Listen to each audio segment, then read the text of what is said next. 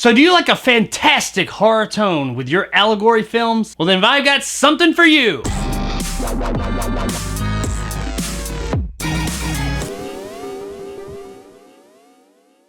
Relic is brought to us by first-time feature-length director Natalie Erica James. We follow mother and daughter Kay and Sam, played respectively by Emily Mortimer and Bella Heathcote, who one day get word that Kay's elderly mother Edna, played by Robin Nadine, has not been heard from for days. They go to the house and can't find her anywhere, and this really worries them because apparently she is suffering from the beginning stages of either dementia or Alzheimer's. They contact the police, they have search parties go out, they look everywhere and just can't find her anywhere. And then one morning, 3 days later, she just shows up in the kitchen like nothing's happened. She seems okay, but she won't let them know where she's been. And they speculate the reason for that is because she can't remember. So Kay and Sam are told by doctors that it would be best that if she wasn't left alone at least for a few days, and they decide to stay there at the house with their mother/grandmother. And it's during that time that some weird ass shit starts to happen. So I heard about this movie a while back, and I've really wanted to see it for quite some time. I'd heard about how it was so great and just a monumental horror film unlike any other. And it is different from other films in the genre. But is it any good? Well, that will kind of depend on you, the viewer. First and foremost, do not go into this movie expecting a traditional horror film. Because it's not. It's not like the horror films that we've grown accustomed to getting. This is a much more deep, cerebral film that definitely has something to say about something. I don't really want to give that something away because it does tie into the story very tightly. But I think upon watching the film, you'll pick up on what it is fairly quick. The movie's one big-ass allegory, I'll say that much. And that is one of its strongest points, but it is also the source of its weakest points too. First and foremost, the performances. They are fantastic. This is a relatively small cast, and the vast majority of the screen time is devoted to these three women. And each of them do a wonderful job. You believe in these characters. They feel real. You feel like you could know these people in life. And you are concerned with what will happen to them throughout the course of this story. Beyond the performances, one of the things that does help that is the pace of the story. This is a slower movie. It takes its time for us to get to know these characters. In fact, I would say the first 2/3 of this movie fall squarely in slow burn territory. But much of that time is taken up with character and world building, which allows us to sympathize and care about these characters. So when you get to that third act and stuff really starts to go down, you actually care about the well-being of these people. Another part of this movie that is just fucking amazing, and probably the most amazing part of the whole thing, is its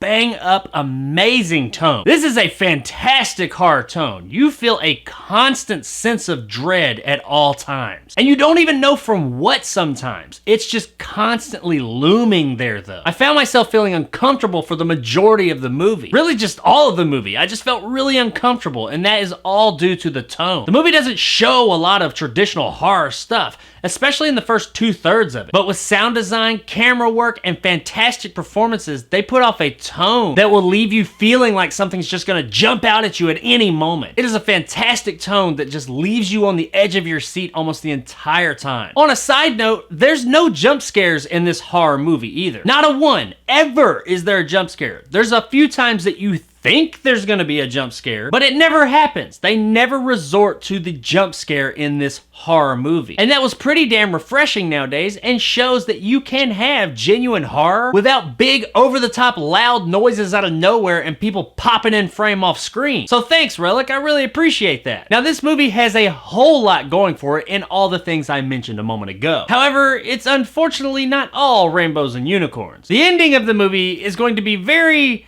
divisive. I'm going to talk about this without spoiling anything, so some of it's going to seem a bit vague. And unfortunately, that's just what I gotta do, but I'll try and convey my feelings about it to you as best I can. I didn't hate the ending, but I feel like for it to work within the movie, it was missing a couple of things. As mentioned before, this movie is absolutely 100% without a doubt an allegory for something. And I get that, and I totally get what the movie had to say about this thing and everything that happened right there at the end of the movie. How this thing can all consume, the possible hereditary spread of it, and how it does affect everything and one around it. I was fine with that. That's cool, great, and I thought the allegory here was very well done. But It is an allegory, and they are telling a story. And an allegory is just that. It's an allegory. It's not literal. So since it's not literal, the actual story, the surface level story of this movie, does not give you much to go on as to why some of these events have taken place. I get the allegory, sure,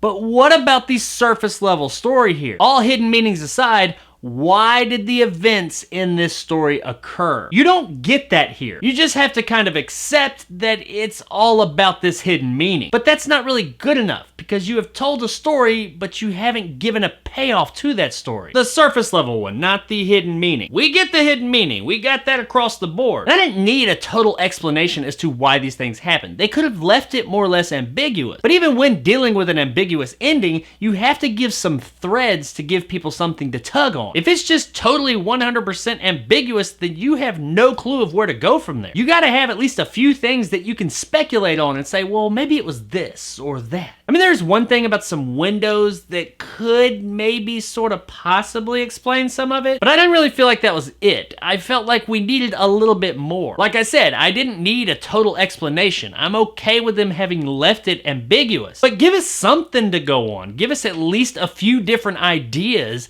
of what it could possibly be. Now, it kind of sounds like I'm ragging on the message that they had in this movie, and that is not the case at all. I think it was a great message. I think the allegory here is great, but unfortunately, I do feel like it was at the expense of the cohesion of the end of the movie. The end events of the movie are great. Everything that leads up to that ending is wonderful. Hell, even the ending's really good, but it's just like they cut it off a little too early. You're like, okay, I liked where we were going, but what now? Unfortunately, while I get what the movie had to say, leaving the ending so obtuse and obscure just kind of left me unsatisfied as well. Relic was a good horror movie. It had amazing performances, fantastic tone, and its underlying message was very powerful. Unfortunately, as I said, it seems like that message is at the expense of a more cohesive ending. But even with that, I still think Relic is a great watch and absolutely worth checking out on streaming.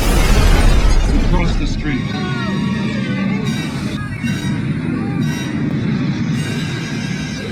If you're cool with not getting anything like an answer to anything that's happened in the movie, and are okay with accepting the fact that this movie is going to be much more about its allegory and not so much the story on screen, then I think you'll have a great time with this one. So there it is, guys, my review of Relic. If you enjoyed and want more content like this, hit that subscribe button and help my little channel grow. If you liked what I had to say, give me a like. If not, let me know in the comments below why. And as always, stay sexy, Sydney.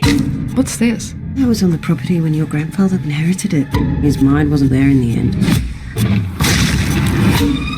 Australia's got some depressing ass films that have come out the past few years. I mean, you got this, The Babadook, Baby Teeth, and many more. I mean, they're all good movies and I enjoyed them, but shit, it doesn't change the fact that they're fucking depressing. I mean, fuck, man, you guys are making me want Crocodile Dundee back. Oh, shit.